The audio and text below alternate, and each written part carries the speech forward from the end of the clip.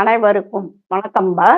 தமிழச்சி அனசூயா கற்பது தமிழிலிருந்து மாதிரி வினாத்தாள் காண இருக்கின்றோம்ப்பா. வீடியோவை முழுமையாக பாருங்கள். நன்றி. வாங்க வீடியோக்குள்ள போகலாம்.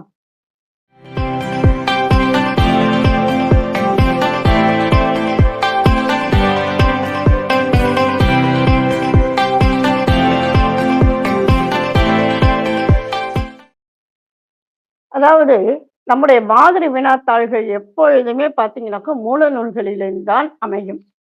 இப்ப நாம பார்க்க இருக்கின்ற மாதிரி வினாத்தாள் பார்த்தோமானால், ஒவ்வொரு சமயம் சார்ந்த மாதிரி வினாத்தாள். குறிப்பாக இப்பொழுது நாம் காண இருப்பது சமணம் சார்ந்த மாதிரி வினாத்தாள். இந்த மாதிரி வினாத்தாள் பார்த்தீங்கன்னாக்கா மூல நூல் சமணத்தமிழ் வரலாறு அப்படின்னு சொல்லி தேப்போ மீனாட்சி சுந்தரனார் அவர்கள் எழுதிய கருத்திலிருந்து மாதிரி வினாத்தாளாக அமைகின்றது இப்ப. சரிங்களா? அதனால முழுமையா பாருங்க. முதலாவதாக ஜீனர் என்னும் பெயருக்குரிய பொருள்களாக தேப்போமி தருவன. ஐம்பொறிகளை அடக்கி வென்றவர் மற்றும் ஊழினை கடந்தவர் என்பது பொருள். சைன சமய துறவிகளை எவ்வாறு அழைப்பர்? சமணர் என்று அழைப்பர். சைனரில் காணப்படும் சில சொற்கள் மற்றும் அவற்றின் பொருள்கள். சைனர் அப்படின்னு சொல்லி சொன்னா ஆறுகதர் அப்படின்னு சொல்லுவாங்க. பற்றற்ற நிலையை நிற்கின்ற நிலை, அதாவது நிகண்ட நிலை. சைன மதம் அப்படின்னாக்கு நிகண்ட வாதம். அருகரை அவர்கள் போற்றுவதால், அருகர்னு என்னது? சைவர்களுக்கு எப்படி சிவனோ அந்த மாதிரி சைன மதத்தினுடைய கடவுள் அருகர். அவரை போற்றுவதால் சைனர்கள் எனப்பட்டனர். அவர்கள் பிண்டியர் என்பர். சைனரில் இல்லறத்தில் சில பேர் இருப்பாங்க. சில பேர் துறவிகள், சில பேர் இல்லறத்தில் இருப்பார்கள்.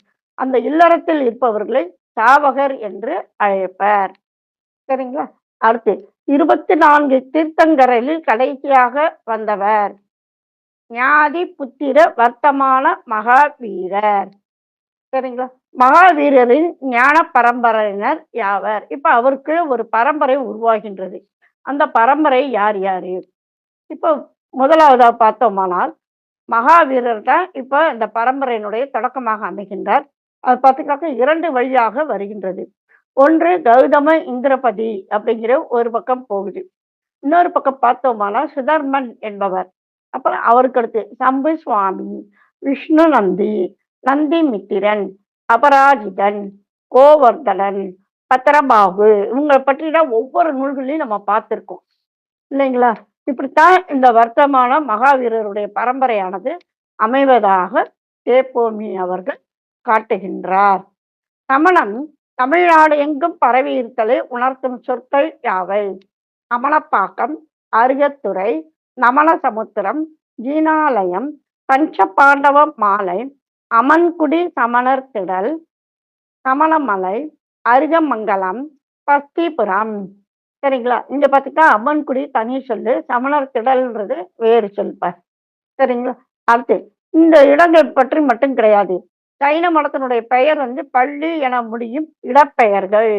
இது பார்த்தீங்கன்னா இப்ப இன்றைக்கு நம்ம ரொம்ப வழக்கத்துல பயன்படுத்துவது பள்ளிக்கூடம் அப்படிங்கிறோம். அதனுடைய அடிப்படை சொல் யார் கொடுத்தாங்க அப்படின்னா சமணர்களுடைய இந்த சொல் தான் நம்ம எடுத்து கையாளுகின்றோம்.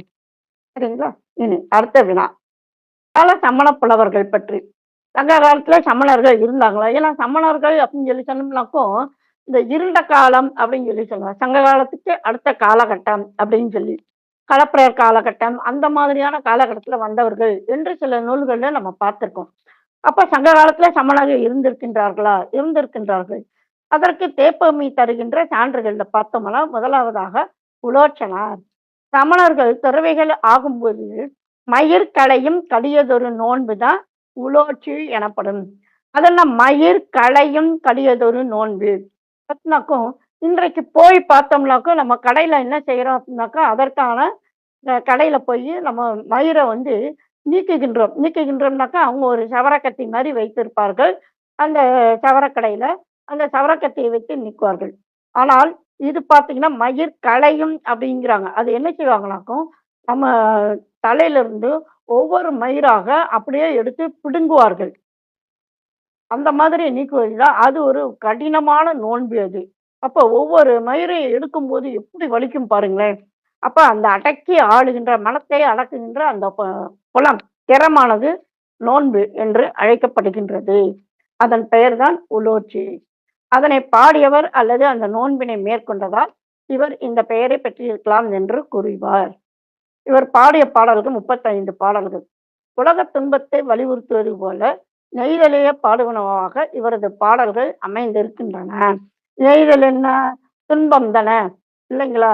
அதனால அந்த பாடல் அவ்வாறு அமைகின்றது. அடுத்து 2வதாக காணப்படுகின்ற புலவர் நிகண்டனார். நிகண்டனார் அப்படின்னாக்க நிகண்டர் அப்படின்னா என்ன அர்த்தம்? மேல நம்ம பார்த்தோம். கந்தம் அற்றவர், பற்றற்றவர், உடையும் அற்றவர் என்று பொருள். எழுதியிருக்கின்ற நூல் கலைக்கோட்டு தண்டு. அவர் எழுதிய பாடல்கள் நற்றிணையில் நெய்தல் பாடல்கள். அதெல்லாம் பார்த்தீங்கன்னா துன்பத்தை குறிக்கின்ற பாடல்கள். இவர் உடையின்றி வாழ்ந்த திகம்பர சாயினர் என்று கூறுவர். திகம்பரம் அப்படின்னாக்கா அம்பரம் அப்படின்னா திசைன்னு அர்த்தம். அதாவது ஆடைன்னு அர்த்தம். திக்குட்டல் அம்பரம். திக்கு அப்படின்னு சொல்லி சொன்னா திசைகள்னு அர்த்தம். அப்ப திசைகளையே ஆடையாக உடுத்தி இருப்பவர்கள் திகம்பர சாமியார் அப்படின்னு சொல்லி சொல்லுவாங்க. புரியுதுங்களா? அப்ப என்ன அர்த்தம்? உடை இல்லாதவர்கள், உடை அணியாதவர்கள் என்று பொருள். சரிங்களா? இங்க பார்த்தீங்கன்னாக்கா, பெரும்பாலும் பார்த்தீங்கன்னாக்கும், சில ஊர்கள்ல கரூர் முதலான ஊர்கள்ல பார்த்தீங்கன்னாக்கா, மே மாதம் அதற்கென்று ஒரு விழா நடைபெறும். அப்ப அது அவங்க பார்த்தீங்கன்னாக்கா, சாலையில வலம் வருவார்கள். இன்றைக்கும் பார்த்தோம்னா, மதுரையில நாகமலைன்னு இருக்கு. நாகமலை, புதுக்கோட்டைன்னு சொல்லுவாங்க. அந்த நாகமலை, புதுக்கோட்டையில பார்த்தீங்கன்னாக்கா, நெறைய குன்றுகள் காணப்படுகின்றன. அங்க பார்த்தீங்கன்னா, இந்த சமணர்கள் நெறைய பேர் வாழ்ந்து வருகின்றார்கள். அவர்கள் இந்த நிலையில் தான் இருப்பார்கள். திகம்பர நிலையில் தான் இருப்பார்கள். இன்றைக்கும் நாம் பார்க்கலாம்ப்பா. அடுத்து தமிழ் வளர்த்த சமண சங்கம் குறித்து சைன நூல் தர்சன சாரம். இது திராவிட சங்கத்தை பற்றி குறிப்பிடுகின்றது. இந்த நூலினுடைய ஆசிரியர் தேவசேனர். இந்த திராவிட சங்கத்தை அமைத்தவர் யார் அப்படின்னா வச்சிர நந்தி. காலம் கிபி 470. சிலப்பதிகாரத்தில் மதுரையை எரித்த நாள் குறித்து வருகின்ற தொடர் என்ன? ஆடி திங்கள் தேருள் பக்கத்து அழற்சேர் குட்டத்து அட்டமி ஞான்று வெள்ளி வாரத்து பொல் எரி உண்ண. இப்ப பாத்தீங்கன்னாக்கா ஆடி மாதத்துல நல்ல இருள் சூழ்ந்த நாள் அன்று, அந்த நாள் அட்டமி நாள். அட்டமினாக்கா 8ஆம் நாள்னு அர்த்தம். அந்த நாளைக்கு அன்னைக்கு வெள்ளி வாரத்து ஒள் எரி உண்ண. வெள்ளி வாரத்து அப்படின்னாக்கா வெள்ளிக்கிழமை என்று பொருள் கூறுவாரும் உண்டு. வெள்ளி என்கின்ற அந்த இது சொல்லுவோம்ல நட்சத்திரம், அது தோன்றிய நாள் என்றும் உண்டு. அந்த நேரத்துல ஒள் எரி உண்ண, மிக கடுமையான தீயானது மதுரையினை பற்றி கொள்ள என்கின்ற பொருள்ப. சரிங்களா? இத்தொடரை கொண்டு சிலப்பதிகாரத்தின் காலத்தை எல்.டி. சாமிக்கண்ணு எவ்வாறு குறிப்பிடுகிறார்? அப்ப இந்த சம்பவம் எப்ப நடந்தது அப்படின்னாக்கும் 23 ஜூலை 756. இப்ப எப்படி 470ன்னு சொல்றோமோ அந்த மாதிரி 756 ஆண்டு. சரிங்களா? அடுத்து சிந்தாமணி ஆசிரியருக்கு பின் சூளாமணி ஆசிரியர் வர்த்தமானர் வந்தார் என்று கூறுகின்ற கல்வெட்டு இது. சிரவண பெலகுலா கல்வெட்டு. சரிங்களா? சூளாமணி ஆசிரியருடைய பெயர் வர்த்தமான தேவர் அப்படிங்கிறது தமிழில் வழங்கப்படவில்லை. தோலானாவில் சுச்சிதன் என்று ஒரு தொடர் வருகின்றது. 308வது தொடர்ல இந்த சொல். ஆர்க்கும் தோலாதாய் என்று 1473வது தொடர்ல இந்த ஒரு சொல் ஒன்று அமைகின்றது. இதை கொண்டு தோலாமொழி தேவர் என்று நாம் சூளாமணி ஆசிரியரை குறிப்பிடுகின்றோம். சரிங்களா? சமண மரத்து பெண் துறவிகளை எப்பெயர்களால் வழங்குவர்? புரத்திகள். நல்லா பாருங்க. இடைன ரகரம், வல்லின ரகரம் இல்ல, இடைன ரகரம். ஆரியாங்கனைகள், இயக்கிகள், கவுந்திகள். கவுந்திகள் போதே உங்களுக்கு நினைவு வரணும். சிலப்பதிகாரத்துல கவுந்தடிகள். அவர் சமண மத துறவி நமக்கு தெரியும். சமண மதத்து பெண் துறவிகளின் வேறு பெயர்கள் யாவை? கந்தி, அவ்வை, அம்மை, கன்னி, பைமை, சாமி, பெருமாட்டி, ஆசான், தலைவி, ஐயை.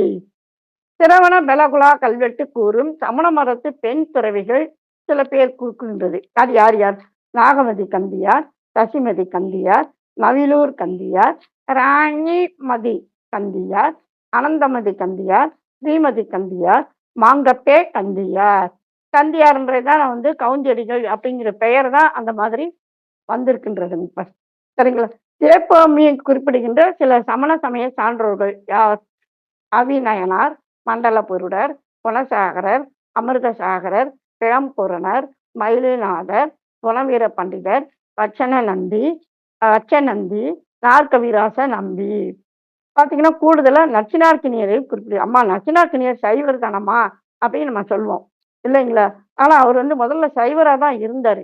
அதுக்கப்புறம் பார்த்தீங்கன்னாக்கா, சிந்தாமணியினுடைய சுவையினை காண்பதற்காக அவர் என்ன செய்றார், அதனுடைய உரை எழுதுவதற்கு முன்னால, அவர் சமணராக ஆகி, அதன் பின் அவர் சிந்தாமணிக்கு உரை எழுதினார். அப்படிங்கிறதும் நம்ம வந்து பதிப்புல பார்த்திருக்கோம். ஒரு மாதிரி வினாத்தாள் குறித்த கருத்துல நம்ம பார்த்திருக்கோம். சரிங்களா? அப்ப சைவரா இருந்து சமணராக ஆகியிருக்கின்றார். அதன் பின் சிந்தாமணிக்கு அவர் உரை எழுதினார். இதையும் சில பேர் சொல்லுவாங்க. அவர் கொஞ்ச நாள் தானே சமணரா இருந்தார் அப்படிங்கிறது. இருந்தாலும் அவருடைய பெயரையும் இவ்வாறாக குறிப்பிடுகின்றனர். சரிங்களாப்பா. ஆக இதுவரைக்கும் பார்த்தோம்னாக்கா, நம்முடைய சமயம் தொடர்பான மாதிரி வினாத்தாள் தொடர்ல, இன்றைக்கு சமண சமயம் சார்ந்த மாதிரி வினாத்தாள் ஒன்று நம்ம பார்த்தோம்ப்பா. இந்த சமணம் குறித்த கருத்துக்கள் கொண்ட பதிவுகள் நம்முடைய பதிவில் இருக்கின்றனப்பா. அவற்றை இணைக்கின்றேன். இணைத்து படியுங்கள். சரிங்களா? உங்களுடைய கருத்துக்களையும், சந்தேகங்களையும் மறவாமல் கருத்து பெட்டியில் குறிப்பிடுங்கள்.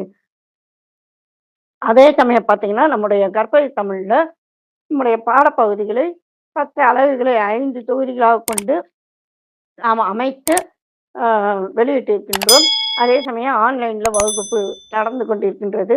டெஸ்ட் பேட்சும் போயின்ருக்கு.